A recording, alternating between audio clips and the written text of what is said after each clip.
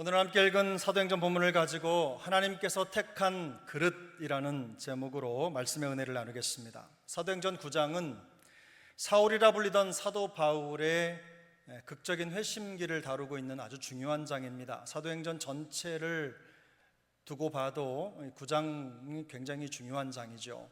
앞으로 이어질 사도 바울의 선교 역사의 시작과도 같은 장이기 때문입니다. 사울은 율법에 대한 열심이 특심했습니다. 그것 때문에 그리스도인들을 극심하게 박해했죠. 그리스도인들을 죽이려고 달려든 유대인 바리새인이었습니다. 예수님의 사복음서도 보면 이 바리새인이라는 말이 여러 차례 등장하고 예수님과 바리새인 간에 거의 전쟁과도 같은 스토리가 계속 진행이 되지만 그 바리새인 중에 한 사람이 바로 사도 바울이었습니다. 그러나 그는 다메섹으로 가던 길에서 빛 가운데 나타나신 부활하신 예수님을 만납니다. 그리고 그 순간 삶의 방향이 완전히 바뀌는 인생 대전환의 순간을 맞이하게 되는 것이죠. 눈이 멀고 겸손해진 사울은 다메섹의 골방에서 3일 동안 먹지도 마시지도 못한 채로 지내게 되었습니다. 바로 그때 주님께서 다메섹에 사는 아나니아라 하는 사람에게 환상 중에 나타나셨습니다. 그리고 사울을 찾아가라고 명령하셨습니다. 보면은 아나니아를 단지 제자라고 소개합니다. 하지만 사도행전 22장 12절이죠. 사도 바울의 또 다른 간증이 나타나는 곳인데 그곳에서는 율법에 따라 경건한 사람 혹은 모든 유대인들에게 칭찬받는 아나니아라고 하는 표현이 등장합니다. 아나니아라고 하는 사람에 대한 좀 더 자세한 설명인데, 아나니아가 훌륭한 그리스도인이기도 했지만 그 전에도 모든 유대인들로부터 인정을 받을 만큼 율법에 있어서도 흠잡을 데가 없는 경건한 사람이었다는 것을 알 수가 있습니다. 신실한 유대인이었던 아나니아가 어떤 경로를 통해서 예수님을 믿는 제자가 되었는지는 정확하게 알 수는 없습니다. 박해를 피해 예루살렘을 빠져나온 사람들 중에 하나였을 수도 있고, 아니면 다메섹에 살던 사람이 우연한 기회를 통해서 복음을 듣고 예수를 믿게 되었을 수도 있습니다. 핵심은 아나니아 같은 사람이 바로 박해자 사울이 찾는 사람이었다는 것입니다. 박해자 사울은 아나니아처럼 독실한 그리스도인들을 찾아서 멸절하기 위해서 다메섹으로 가던 도중에 예수님을 만난 것입니다. 이런 긴장 속에 있던 상황에 아나니아는 환상으로 나타난 주님을 만나게 됩니다. 그곳에서 충격적인 명령을 듣습니다. 박해자 사울을 찾아가 그를 도우라는 것입니다. 자신을 잡아 죽이려고 한 사람을 찾아가서 그에게 안수하여 그를 다시 보게 하고 회복시키라는 말씀을 들은 것입니다. 아나니아는 사울이 악명 높은 박해자라는 것을 잘 알고 있었기 때문에 두려웠습니다. 두렵고 마음속에 의문이 생겨서 주님께 반문을 합니다. 주님의 말씀이긴 하지만 도무지 이해가 되지 않았기 때문입니다. 그런 사람이라면 눈먼 상태로 놔두는 것이 그리스도인들의 안전을 위해 더 바람직하다고 생각했을 것입니다. 그러나 주님은 가라, 이 사람은 내 이름을 이방인과 임금들과 이스라엘 자손들에게 전하기 위해 택한 나의 그릇이다. 그가 복음을 위해 고난을 받게 될 것이다 라는 말씀으로 아나니아의 의문의 대답을 대신하셨습니다. 여기에는 왜 사울을 택하셨는지에 대한 설명이 없습니다. 택한 나의 그릇이라고 하는 표현에서 이 일이 하나님의 주권적인 섭리로 이루어진 것이라는 사실만 확인할 수 있을 뿐입니다. 아나니아는 더 이상 묻지 않고 주님이 말씀하신 대로 지체 없이 순종했습니다. 그가 사울을 찾아가 그에게 안수하자 즉시 사울의 눈에서 껍질 같은 것이 벗겨지면서 다시 보게 되었습니다. 성령을 통한 회복의 역사가 나타난 것입니다. 다메섹 도상에서 완전히 추락한 사울이 다시 소생하는 과정에서 이루어진 아나니아와 사울의 만남 속에는 하나님께서 이끌어 가시는 복음의 역사가 어떻게 진행되는지, 하나님이 그 가운데 어떻게 일하시는지 하는 하나님의 특별한 손길이 담겨 있습니다. 당연히 우리는 박해자였던 사울을 복음의 큰 그릇으로 변화시키시는 하나님의 그 뜻밖의 선택에 주목하게 될 것입니다. 사도행전 전체가, 거의 전체가 사도 바울의 전도 여행을 기록하고 있기 때문이죠. 우리는 그렇게 익숙해 있어요. 하지만 사울의 회복과 변화의 중심에는 아나니아라는 특별한 인물이 있습니다. 이해를 넘어선 순종으로 주님의 말씀을 따른 사람입니다. 그리고 그 순종으로 자기의 역할을 충실히 감당하는 아나니아, 이 아나니아 역시 매우 중요한 하나님의 도구였습니다. 이런 만남과 방법으로 복음의 역사를 준비하시고 새롭게 열어가시는 하나님의 섭리를 통해서 우리는 몇 가지 사실을 깨달을 수 있습니다. 첫 번째 사실은 하나님의 은혜는 모든 사람을 향해 흐른다는 것입니다. 11절과 12절인데요, 우리 함께 읽겠습니다. 주께서 이르시되 일어나 직가하는 거리로 가서 유다의 집에서 다소 사람 사울이라 하는 사람을 찾으라. 그가 기도하는 중이니라. 그가 아나니아라 하는 사람이 들어와서 자기에게 안수하여 다시 보게 하는 것을 보았느니라 하시거늘. 아멘. 아나니아에게 말씀하시는데 아나니아를 3인칭으로 얘기하시죠. 뭐냐면 사울이 엎드려 기도하는 동안에 그 기도 속에 아나니아가 와서 바울에게 안수하는 걸 본 거예요. 주님이 그 말씀을 하고 계신 겁니다. 주님은 아나니아를 부르셔서 잔인한 기독교 박해자로 이름을 올린 사울을 찾아가라고 말씀하셨죠. 찾아갈 뿐만 아니라 그에게 안수하여 그를 회복하라는 거예요. 사울의 전적을 달고 있다면 전혀 상상할 수 없는 예상 밖의 말씀이 지금 아나니아의 귀에 들린 겁니다. 심지어 주님은 사울이 기도 중이라고 하시면서 아나니아가 올 것이라는 것을 사도 바울이 알고 있다고 말씀하십니다. 아나니아에게 가라는 거죠. 이미 바울이 알고 있다는 거예요. 정황으로 볼 때 사울의 회복을 하나님이 직접 준비하고 계시다는 것을 알 수가 있습니다. 이처럼 주님께서 교만하고 사나운 열성파 바리새인이며 기독교 박해자로 살던 바울도 회복시키고 또 새롭게 하실 계획이라면 지구상에 예수님의 은혜와 사랑을 받지 못할 사람은 없는 것입니다. 이 사울의 회복의 과정이 보여주는 이미지가 바로 그런 거예요. 하나님의 사랑이 품지 못할 사람은 없다. 하나님의 사랑에 변화되지 못할 사람은 없다. 하나님의 능력에 엎드리지 않을 사람이 없다. 이 말씀을 하고 계신 것이죠. 너무 죄가 크고 무거워서 예수님의 십자가 대속의 은혜와 사랑을 받지 못할 사람은 아무도 없는 것입니다. 마태복음 5장 45절은 이렇게 말씀합니다. 이같이 한즉 하늘에 계신 너희 아버지의 아들이 되리니 이는 하나님이 그 해를 악인과 선인에게 비추시며 비를 의로운 자와 불의한 자에게 내려주심이라. 이것은 하나님의 은혜와 사랑이 모든 사람에게 공평히 흐른다는 것을 설명하시기 위해서 예수님이 해와 비를 비유로 말씀하시는 대목입니다. 하늘에서 내리는 햇빛이나 비는 사람을 가리지 않습니다.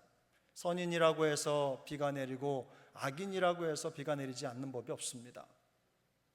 또 불의한 자라고 해서 햇빛이 내리지 않고 선을 행하는 자라고 해서 햇빛이 내리는 그런 법도 없습니다. 햇볕과 비는 모든 사람에게 공평한 것이죠. 하나님의 은혜와 사랑도 그렇습니다.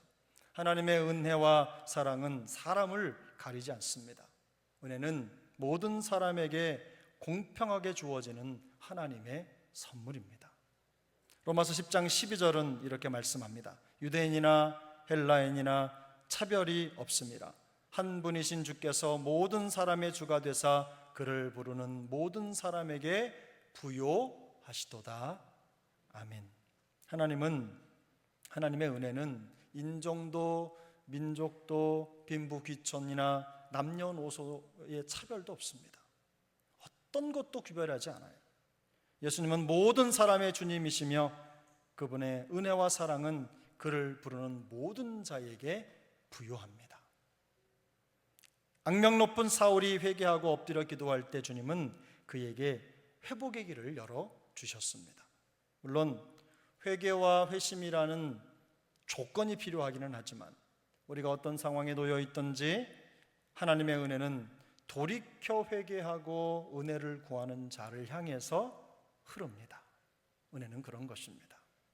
그러므로 하나님의 은혜가 믿는 모든 자들을 다시 일으키는 하나님의 능력이라는 것을 기억하시고 여러분이 계신 그 자리에서 힘을 내시기를 축복합니다.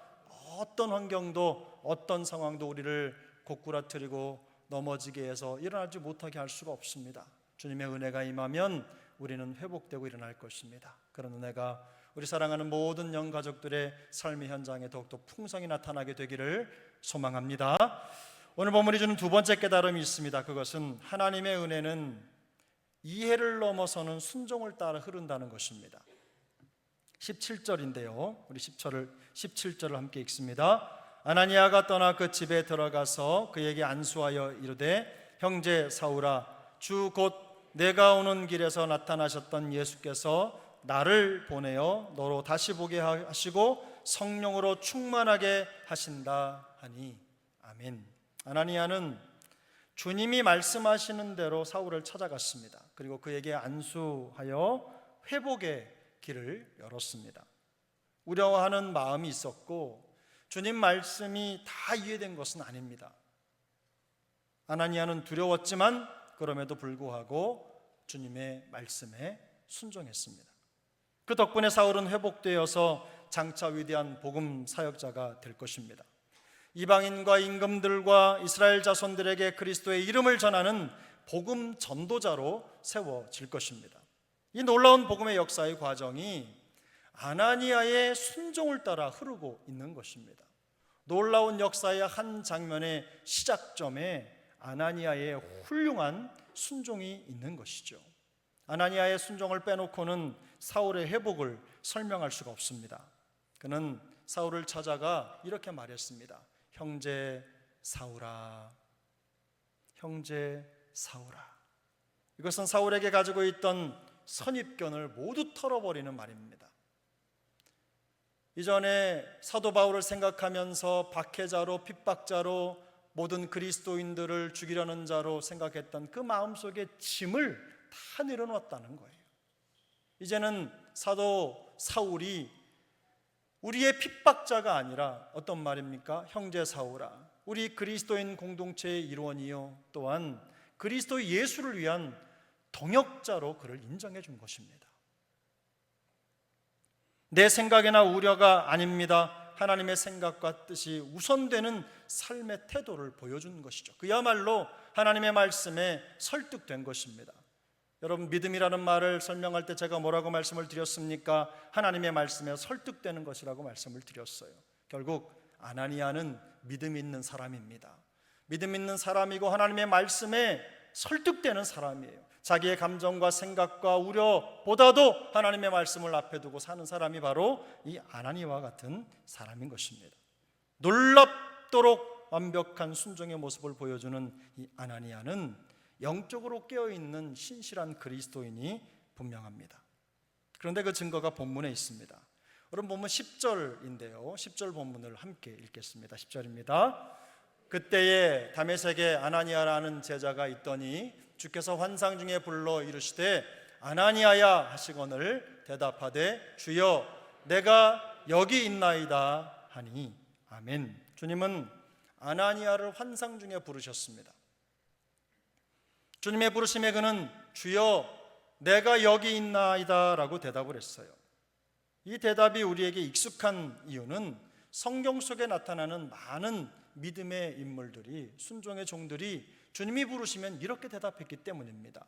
성경 좀 읽고 익숙한 분들은 주여 내가 여기 있나이다 이 표현을 잘 알고 계실 거예요. 아브라함이 그랬고 모세가 그랬고 사무엘과 다윗이 그랬습니다. 이런 인물들이 하나님의 부르심이 있을 때마다 주여 내가 여기 있나이다 라고 대답을 했습니다. 간단한 대답 같지만 이것은 매우 영적인 반응입니다. 하나님의 명령에 언제든 자신을 내놓을 수 있는 인물이 이런 대답을 할 수 있는 것입니다. 아무나 할 수 있는 대답이 아닙니다. 그가 신실한 예수님의 제자라는 것은 주님의 부르심에 반응하는 그의 이런 대답과 태도를 통해서 충분히 알 수 있는 것이죠. 역사상 가장 위대한 사역자를 탄생시키고 그를 성령으로 충만하게 하는 그 자리에 바로 아나니아의 순종이 있었습니다. 이해를 넘어선 그의 순종이 무너진 사울을 회복시키는 은혜의 통로였으며 위대한 복음 사명의 문고리였던 것입니다. 교회 역사의 중심에는 아나니아와 같은 순종으로 주님께 헌신했던 무수한 무명의 그리스도인들이 있습니다. 종종 이해할 수도 없고 받아들이기 쉽지 않은 하나님의 부르심에 순종한 그 분들 덕분에 지금 교회가 이렇게 건재하고 우리가 이렇게 모여서 하나님을 예배할 수 있게 된 것입니다. 거창하게 교회 역사까지 들먹이지 않더라도 우리 주변에는 단순한 생각으로는 이해할 수 없는 일들이 정말 많이 일어나지요. 일상의 크고 작은 사건들이나 갑작스러운 질병 혹은 경제적인 어려움이 있을 수도 있습니다. 답답한 일도 많고 오랫동안 풀리지 않는 감정들 때문에 신음하기도 합니다. 도무지 어디서부터 답을 찾아야 할지 모르는 그런 혼란스러운 상황이 계속 이어지고 있을 수도 있습니다. 당장 말씀을 붙잡고 기도하면서 마음의 안정을 찾기 쉽지 않은 다급하고도 또 가슴 답답한 일들이 있을 수도 있습니다. 그러나 바로 그런 순간에 하나님을 의지하고 매일의 작은 선택과 결정과 행동 속에서 하나님의 뜻을 따르는 것이 무엇보다도 중요한 것이죠. 바로 그게 순종입니다. 오랜 시간 세상의 따가운 시선을 견디면서 방주를 지었던 노아, 25년이라고 하는 긴 시간 동안 하나님의 약속의 자녀를 기다리면서 믿음의 걸음을 걸었던 그런 믿음의 조상 아브라함도 이해할 수 없는 현실 속에서 흔들림 없는 순종을 드린 사람들입니다. 그들은 당장 결과가 보이지 않는 상황 속에서도 하나님께 순종을 드렸습니다. 성도의 모습을 잃지 않은 것이죠. 물론 이런 극단적인 순종만 있는 것은 아닙니다. 시편 78편 70절부터 72절까지의 말씀인데요, 우리 같이 한번 읽겠습니다. 또 그의 종 다윗을 택하시되 양의 우리에서 취하시며 전 양을 지키는 중에서 그를 이끌어내사 그의 백성인 야곱 그의 소유인 이스라엘을 기르게 하셨더니 이에 그가 그들을 자기 마음의 완전함으로 기르고 그의 손에 능숙함으로 그들을 지도하였도다. 아멘. 이것은 하나님께서 다윗을 어떻게 찾아내셨는지를 보여주는 시편의 본문입니다. 하나님은 일상의 순종을 실천하는 다윗을 찾아가셨고 그를 그곳에서 끌어내셨습니다. 그리고 그를 이스라엘의 왕으로 세우셨습니다. 이처럼 일상 속에서 꾸준히 순종의 삶을 실천하는 다윗 같은 순종도 있습니다. 꾸준한 순종이죠. 현실을 생각하면서 아무것도 감사할 일 없겠지만, 기뻐할 일 없겠지만, 기도도 되지 않지만 하나님의 말씀에 의지해서 기뻐하고 감사하며 기도를 놓지 않는 것도 다윗처럼 일상의 순종을 하나님께 올려드리는 것입니다.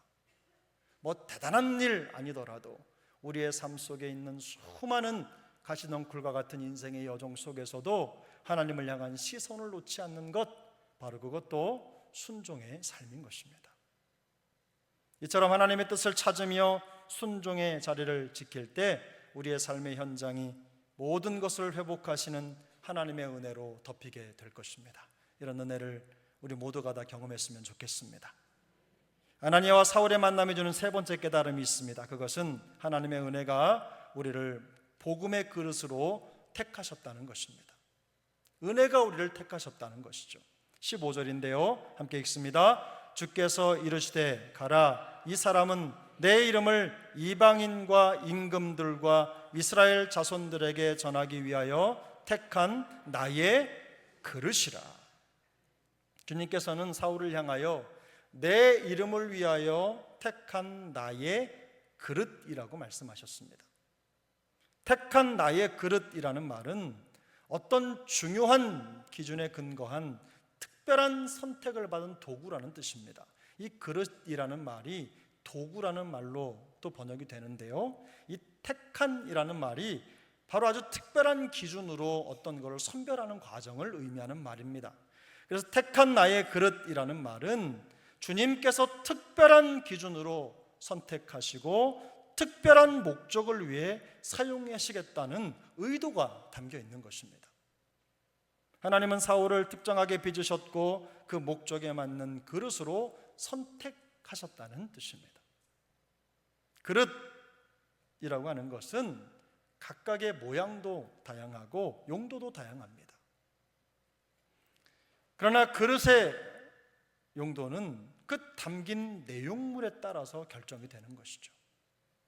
모양이 어떠하든지 간에 그 모양 때문에 결정되는 경우도 있지만 사실은 그 병의 용도는 그 내용물에 따라서 역할과 용도가 결정이 되는 것입니다.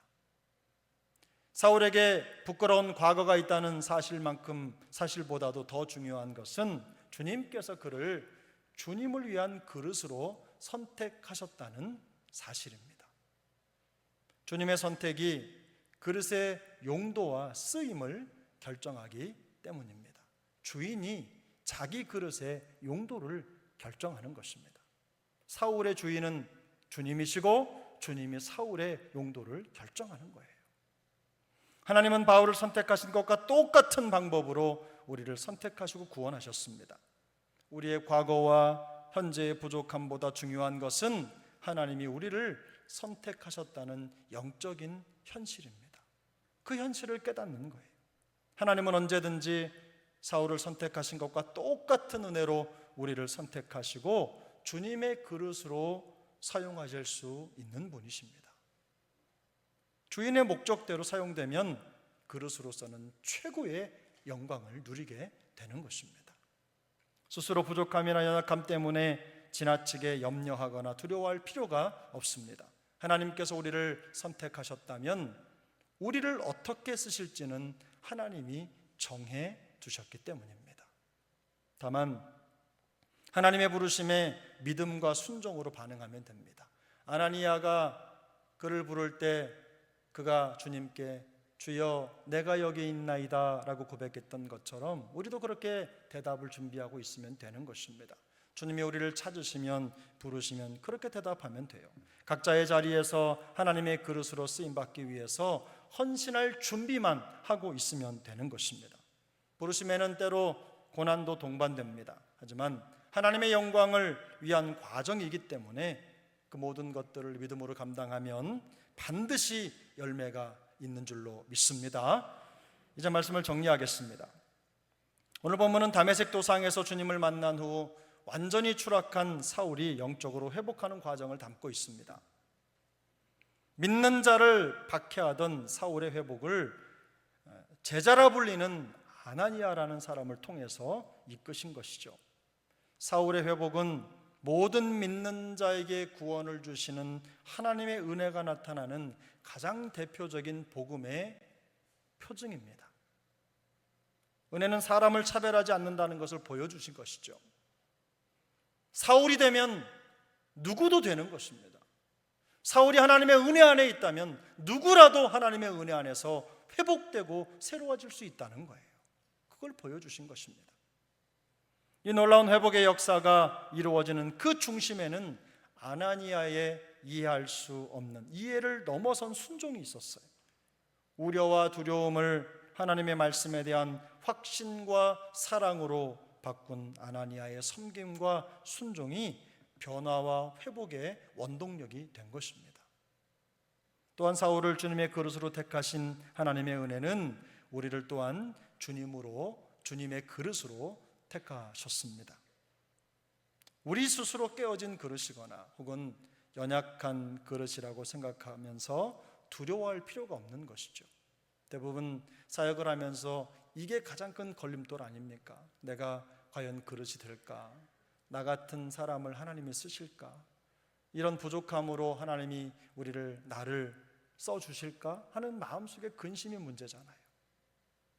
다른 사람들이 보는 시선도 한몫하잖아요. 다른 사람들이 나를 어떻게 생각할까? 내가 이 일 해도 괜찮을까? 이런 마음이 우리의 발목을 잡을 때가 한두 번이 아닙니다. 그러나 여러분 기억하십시오. 주님이 택한 주님의 그릇이라면 주님이 그 용도에 맞게 쓰실 줄로 믿습니다. 우리가 염려할 바가 아니라는 거예요. 주님이 용도에 맞게 합당한 자리에서 우리를 주님의 그릇으로 사용하여 주실 줄로 믿습니다. 다만 한 가지 마음에 새기고 실천해야 할 것이 있습니다. 우리 디모데후서 2장 21절인데 우리 본문을 같이 읽겠습니다. 그러므로 누구든지 이런 것에서 자기를 깨끗하게 하면 귀히 쓰는 그릇이 되어 거룩하고 주인의 쓰임에 합당하며 모든 선한 일에 준비함이 되리라. 아멘. 사도 바울은 그릇이 주는 그 첫 인상의 영향력을 너무나 잘 알고 있는 사람이었습니다. 그의 글 속에 이 그릇이라고 하는 표현이 여러 차례 등장을 하는데 이 그릇이 가지고 있는 첫인상을 너무 잘 알고 있는 분이었어요. 그래서 그는 성도들에게 깨끗하게 하여 귀히 쓰는 그릇이 되라고 권면을 합니다. 거룩하고 깨끗하여 주인의 쓰임에 합당한 준비된 그릇이 되라는 것입니다. 하나님을 두려워하는 가운데서 거룩함을 이루고 육과 영을 어지럽게 하는 온갖 더러운 것들로부터 자신을 깨끗하게 하는 일상생활을 회복하라는 것입니다. 주님께서 우리를 주님의 그릇으로 부르셨다는 것은 우리 안에 담긴 복음의 첫인상을 우리에게 맡기셨다는 뜻입니다. 다시 말하면 우리가 바로 우리 안에 있는 복음의 첫인상이라는 것입니다. 요즘처럼 복음 전하기 어려운 때가 또 있겠습니까마는 여러 가지 이유가 있겠죠. 가장 큰 이유는 질그릇 같은 우리 안에 담긴 복음의 보배를 몰라주고 또 그 보배에 아무런 관심도 없는 세상의 이 무관심입니다. 무관심한 세상 사람들. 그래서 복음 전하기가 어렵겠죠. 하지만 복음의 그릇으로 부름받은 우리에게도 책임이 있습니다. 결국 깨끗하고 거룩하게 준비되지 못한 그릇은 복음에 대한 신뢰성을 훼손하기 때문입니다. 복음이 훼손되는 게 아닙니다. 우리 안에 담긴 복음이 우리 때문에 가려지는 거죠. 한 직장에서 오랜 시간 근무를 했는데 5년, 10년 대화를 나눠보면 우리 교회도 그런 분들이 꽤 계시더라고요. 근데 그런 분들을 말씀드리는 건 아니니까 오해하지 마시고 한 직장에서 오랜 시간 근무를 해도 함께 근무하는 동료가 내가 교회 다니는지를 몰라요. 내 안에 복음이 들어있는 줄을 모르는 거예요. 내가 복음의 그릇이라고 하는 것을 깨닫지 못하는 거예요. 한 동네에 오래 살고 있는 사람들이 내가 교회 다니고 내가 복음을 가진 사람이라는 걸 전혀 모르는 거예요. 어떤 분들은 그걸 자랑하더라고요. 자랑할 게 아닙니다, 여러분. 시간이 지나면 그 속마음, 그 속내를 다 알게 되는 법인데 어떻게 그 안에 있는 복음이 드러나지 않는 채로 그렇게 비밀스럽게 오래 사실 수가 있어요. 그것도 능력입니다만 여러분 그런 능력은 없으셔도 됩니다. 우리 안에 살아계신 성령 하나님의 그 복음의 능력이 드러나야 되는 거 아닙니까? 우리의 정체성은 바로 거기에 있기 때문입니다. 우리 안에 담긴 질그릇 같은 우리 안에 담긴 그 보배, 그 복음의 능력이 바로 우리의 정체성이기 때문에 그렇습니다. 베드로전서 1장 15절은 그래서 이렇게 말씀합니다. 오직 너희를 부르신 거룩한 이처럼 너희도 모든 행실에 거룩한 자가 되라. 베드로 사도는 성도들의 일상 속에서 하나님의 거룩함이 그대로 반영되는 삶을 살아야 된다고 강조합니다.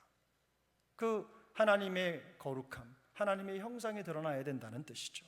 말과 행동과 관계와 또 직장생활, 가정생활, 일상의 모든 영역에서 하나님을 경외하는 자로서 책임감 있는 삶을 살아야 한다는 거예요.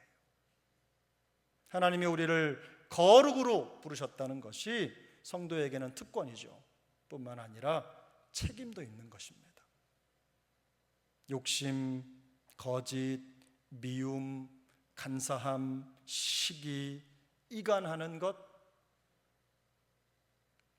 자기 자신도 모르게 사람과 사이를 이간하는 습관이 있는 분들도 있어요. 이런 세속적인 태도를 버리고 하나님의 말씀을 따라 의롭고 선한 삶을 추구해야 된다는 것이 바로 성경의 말씀의 가르침입니다. 우리에게 있는 가장 분명한 정체성은 무엇입니까?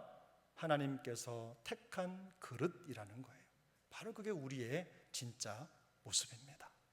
우리 사랑하는 세종항 식구들 모두가 다 주님의 나라가 임하는 그날까지 주님께서 택한 그릇으로서의 거룩한 사명을 잘 감당할 수 있기를 축복합니다.